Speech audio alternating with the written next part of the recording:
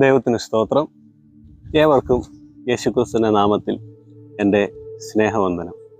മാനവരാശിയുടെ പാപങ്ങൾക്കായി തിരുവെഴുത്തുകളിൻ പ്രകാരം മരിച്ച് ക്രൂശിക്കപ്പെട്ട് മൂന്നാം ദിവസം ഉയർത്തെഴുന്നേറ്റ് മഹിമയുടെ വലത്ത് ഭാഗത്തിരുന്ന് ഇനിയും വീണ്ടും വരുന്നവനായ യേശുക്രിസ്തുവിന്റെ നാമത്തിൽ ഏവർക്കും എൻ്റെ സ്നേഹവന്ദനങ്ങളെ അറിയിക്കുന്നു. നമ്മൾ കഴിഞ്ഞ വീഡിയോകളിൽ നോക്കിക്കൊണ്ടിരുന്നത് യേശുക്രിസ്തു ദൈവമാണെന്ന് അവകാശപ്പെട്ടിട്ടുണ്ടോ ഇല്ലയോ, സുവിശേഷങ്ങൾ അങ്ങനെ സംസാരിക്കുന്നുവോ എന്നാണ്. പഴയ നിയമത്തിലെ ഭാഗങ്ങളെടുത്ത് പുതിയ നിയമത്തിലേക്ക് നമ്മൾ നോക്കുകയാണ് ഇതുവരെ ചെയ്തുകൊണ്ടിരുന്നത്.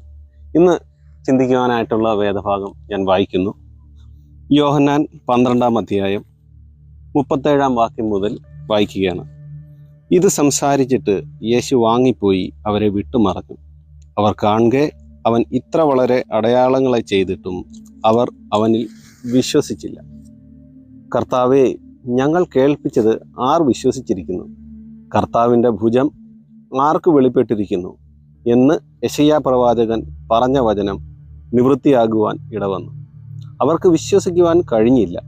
അതിൻ്റെ കാരണം യെശയ്യാവ് വേറെ ഒരിടത്ത് പറയുന്നത്, അവർ കണ്ണുകൊണ്ട് കാണുകയോ ഹൃദയം കൊണ്ട് ഗ്രഹിക്കുകയോ മനം തിരിയുകയോ താൻ അവരെ സൗഖ്യമാക്കുകയോ ചെയ്യാതിരിക്കേണ്ടതിന് അവൻ അവരുടെ കണ്ണ് കുരുടാക്കി ഹൃദയം തടിപ്പിച്ചിരിക്കുന്നു.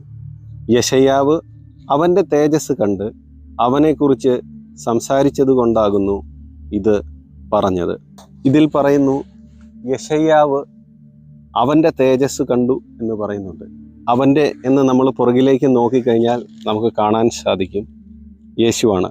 ഇത് സംസാരിച്ചിട്ട് യേശു വാങ്ങിപ്പോയി അവരെ വിട്ടുമറഞ്ഞു. അവർ അവനിൽ വിശ്വസിച്ചില്ല. 38-ാം വാക്യം പറയുന്നു, കർത്താവെ, ഞങ്ങൾ കേൾപ്പിച്ചത് ആര് വിശ്വസിച്ചിരിക്കുന്നു? ഇത് യെശയ്യാവ് 53-ാം അധ്യായമാണ് ഇവിടെ യോഹന്നാൻ പറയുന്നത്. യെശയ്യാ 53 യേശുക്രിസ്തുവിനെ പറ്റിയാണ്. താൻ മാനവരാശിയുടെ അകൃത്യയാഗമായി തീർന്ന് പിന്നീട് വളരെ ഉന്നതനായി ഉയർന്നു പൊങ്ങി കൃതാർത്ഥനായി ഇരിക്കുന്ന യേശുക്രിസ്തുവിനെ പറ്റിയാണ് നമ്മൾ അധ്യായത്തിൽ വായിക്കാൻ സാധിക്കുന്നത്.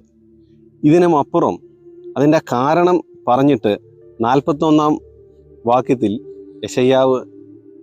യെശയ്യാവ് അവൻ്റെ തേജസ് കണ്ട് അവനെക്കുറിച്ച് സംസാരിച്ചത് കൊണ്ടാകുന്നു ഇത് പറഞ്ഞത് എന്ന് യോഹന്നാൻ പറയുകയാണ്.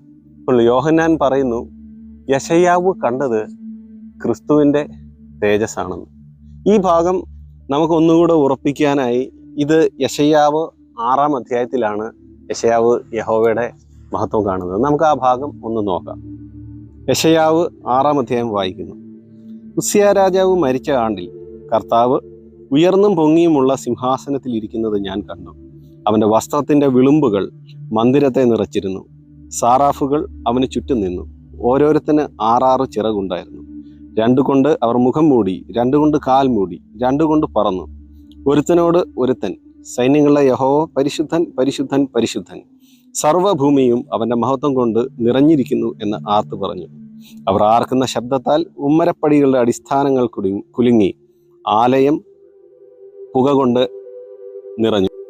അതിനും അപ്പുറം പറയുന്നു, അപ്പോൾ എനിക്ക് അയ്യോ കഷ്ടം, ഞാൻ നശിച്ചു, ഞാൻ ശുദ്ധിയില്ലാത്ത അധരങ്ങളുള്ള ഒരു മനുഷ്യൻ, ശുദ്ധിയില്ലാത്ത അധരങ്ങളുള്ള ജനത്തിൻ്റെ നടുവിൽ വസിക്കുന്നു. എൻ്റെ കണ്ണ് സൈന്യങ്ങളുടെ യഹോവയായ രാജാവിനെ കണ്ടുവല്ലോ എന്ന് പറഞ്ഞു. അപ്പോൾ സാറാഫുകളിൽ ഒരുത്തൻ യാഗപീഠത്തിൽ നിന്ന് കൊടിൽ കൊണ്ട് ഒരു തീക്കനലെടുത്ത് കയ്യിൽ പിടിച്ചുകൊണ്ട് എൻ്റെ അടുക്കൽ പറന്നു വന്നു. അതെൻ്റെ വായ്ക്ക് തൊടുവിച്ച്, ഇത് നിന്റെ അധരങ്ങളെ തൊട്ടതിനാൽ നിന്റെ അകൃത്യം നീങ്ങി, നിന്റെ പാപത്തിന് പരിഹാരം വന്നിരിക്കുന്നു എന്ന് പറഞ്ഞു. അനന്തരം ഞാൻ ആരെ അയക്കേണ്ടു? ആർ നമുക്ക് വേണ്ടി പോകുമെന്ന് ചോദിക്കുന്ന കർത്താവിൻ്റെ ശബ്ദം കേട്ടിട്ട്, അടിയനെ അയക്കണമേ എന്ന് ഞാൻ പറഞ്ഞു. അപ്പോൾ അവൻ അരുളി ചെയ്തത്, നീ ചെന്ന് ഈ ജനത്തോട് പറയേണ്ടത്, നിങ്ങൾ കേട്ടിട്ടും തിരിച്ചറിയുകയില്ല, നിങ്ങൾ കണ്ടിട്ടും ഗ്രഹിക്കുകയുമില്ല. ഈ ജനം കണ്ണുകൊണ്ട് കാണുകയോ ചെവി കൊണ്ട് കേൾക്കുകയോ ഹൃദയം കൊണ്ട് ഗ്രഹിക്കുകയോ മനസ്സ് തിരിഞ്ഞ് സൗഖ്യം പ്രാപിക്കുകയോ ചെയ്യാതെ ഇരിക്കേണ്ടതിന് നീ അവരുടെ ഹൃദയം തടിപ്പിക്കുകയും അവരുടെ ചെവി മന്ദമാക്കുകയും അവരുടെ കണ്ണ് അടച്ചു കളയും ചെയ്യുക. ഇതേ ഭാഗമാണ് യോഹന്നാൻ എടുത്ത് പുതിയ നിയമത്തിൽ ഉദ്ധരിക്കുന്നത്. പറയുന്നു, യെശയ്യാവ് 6-ാം വാക്യം നമ്മൾ ഒന്നുകൂടെ ശ്രദ്ധിച്ചാൽ നമുക്ക് കാണാം, യെശയ്യാവ് ഇങ്ങനെയാണ് പറയുന്നത്: ഞാൻ നശിച്ചു, ഞാൻ ശുദ്ധിയില്ലാത്ത അധരങ്ങൾ ഉള്ള ഒരു മനുഷ്യൻ, ശുദ്ധിയില്ലാത്ത അധരങ്ങളുടെ ഉള്ള ജനത്തിൻ്റെ നടുവിൽ വസിക്കുന്നു. എൻ്റെ കണ്ണ് സൈന്യങ്ങളുടെ യഹോവയായ രാജാവിനെ കണ്ടുവല്ലോ.